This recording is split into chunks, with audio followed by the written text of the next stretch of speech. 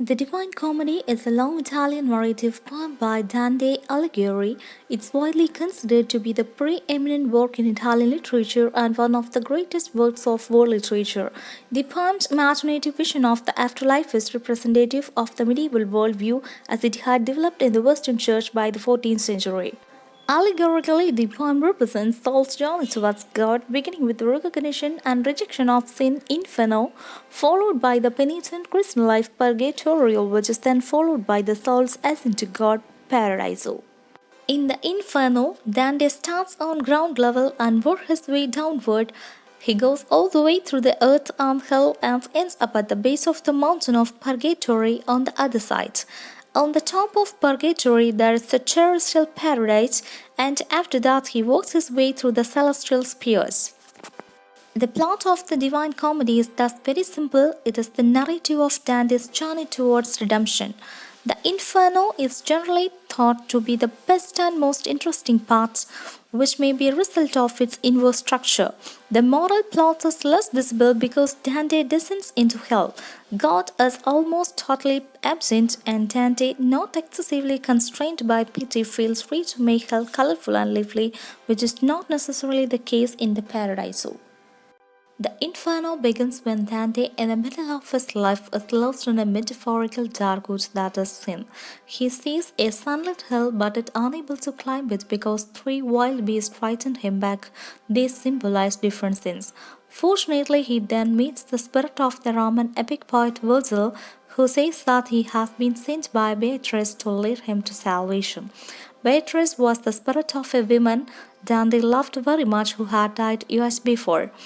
However, Virgil says they must go through hell to get there. Dante is little frightened but is encouraged by the thought that Beatrice is looking over him. First, Dante and Virgil go to the space outside hell in the underworld where the neutral spirits who are neither good nor bad are left to bewail their fates. Neither heaven nor hell will accept them. Then they come to the Acheron, an infernal river where the boatman Charon ferries the damned souls into hell. An earthquake leaves Dante unconscious, and when he wakes up, they are in the first circle of hell, Limbo. In Limbo, there are the virtuous non-Christians, ancient Greek and Roman heroes, philosophers, and so forth. There are also some earthy Arabs and the virtuous Jews of the Old Testament who are there until Christ took them to heaven. The spirits in Limbo are not tormented, they live in green meadows with a gentle sadness. Virgil was one of them. They passed to the second circle where the demon Minos judged the sinners and assigned them their place in hell. In the second circle, the lustful were punished by having their spirits blown about by an unceasing wind. Dante spoke with the spirit of Francisca da Rimini, who had fallen unhappily in love with her husband's younger brother. He felt so sorry for her that he fainted from grief. When Dante awoke, they were in the third circle where the gluttons were punished. After Virgil pacified the dog-like demon Cerberus, they saw where the gluttons lay in the mud, tormented by heavy, cold rain. One of them, Siaco, predicted the political future of Florence for Dante. In the fourth circle, they had to pass the demon Plutus, who praised Satan. There are the avaricious and prodigal railways round in opposite direction, berating each other for their sins. They came to the Styx, where the wrathful and the sullen were tormented. The wrathful fought in the muddy water, and the sullen sank beneath its lavender in gurgling voices. The boatman Flagus resentfully ferried them across, passing the wrathful shade of Filippo Argenti, who tried to attack Dante. Then they came to the walls of the city of Thus, but the fallen angels inside barred their way. Fortunately, a messenger from heaven came to their aid and opened the gates, then left. The sixth circle held heretics who were imprisoned in red-hot sepulchres. Dante spoke with Farneta, a great-hearted Epicurean who predicted Dante's exile from Florence. They came to a stinking valley, taking a moment to get used to the stench. Virgil explained to Dante the structure of hell. It was cone-shaped and was made up of increasingly tight circles. In this, they would see the punishments of the violent, the fraudulent, and traitors. These were more serious sins than those of the earlier circles, which resulted from the human weakness and overindulgence. In the first ring of the seventh circle, they passed to the Minotaur and met a group of centaurs who shot the sinners who tried to escape with their arrows. The first ring was made up of the violent against others, tyrants, and murderers. These were tormented in a river of boiling blood, the Phlegethon. In the second ring, they found a black forest full of twisted trees. These were suicides. Dante spoke to one after seeing a broken twig blade. The suicide was Paradella, who had committed suicide while wrongfully imprisoned by his patron. They were interrupted by two souls dashing through the forest, chased by black hounds. These were those who had been violent to their own possessions, those who had squandered their goods. In the third ring, there were the violence against God, blasphemers, sodomites, and usurers. These were punished to having to sit or walk around on flaming sand under a rain of fire. Dante spoke affectionately with one sodomite, said Brunetto, who had been something of a mentor for him when he was alive.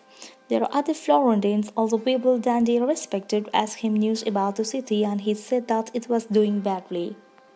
In the first, Dante saw naked sinners being whipped by demons. In the second, flatterers were made in a stew of human excrements. In the third, the Simonists were punished by being stuck upside down in rock with their feet on fire. Notably, Dante spoke with Pope Nicholas III there, who predicted that the current Pope would also be damned for that sin. Dante was very unsympathetic. In the fourth enclosure, diviners, astrologers, and magicians were punished by having their heads on backwards. Dante was sad to see such a distortion of humanity, but Virgil hardened his heart. In the fifth, the barricades were flung into a lake of hot pitch and were guarded by devils and male range. Dante was frightened to see a devil come with an official from Lucca and throw him in. In the eighth pouch, fraudulent counselors were aflame. Dante learned the story of Ulysses' death and heard the bitter tale of Guido da Montefeltro. The tenth pouch, there were three groups of falsifiers. The falsifiers of metals, alchemists, were plagued by a disease like leprosy. Dante spoke with the two of them, who energetically scratched their scabs off. The second group was made up of those who impersonated other people like Gnani, Siki, and Myra. These were insane. There was also counterfeiters and liars. Moving on to the ninth circle, Dante was frightened by a loud bugle blast. What he thought was a city with towers turned out to be a number of giants, including Nimrods and those who had rebelled against the Olympians.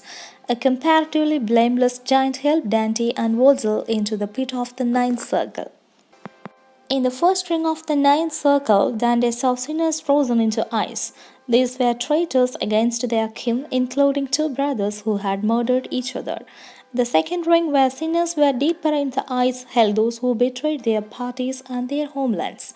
Dante tormented one of these Bocca to make him confess his name. Dante spoke with some other sinners in the third ring who had assassinated their guest. He learned to his surprise that it was possible for a soul to be in hell when its body was still living. Finally, at the bottom of hell, Dante saw the gigantic figure of Lucifer, who ground up Judas, Brutus, and Cassius in his three mouths. Virgil and Dante climbed on Lucifer all the way through the center of the earth and to the other side, where they finally emerged into the southern hemisphere.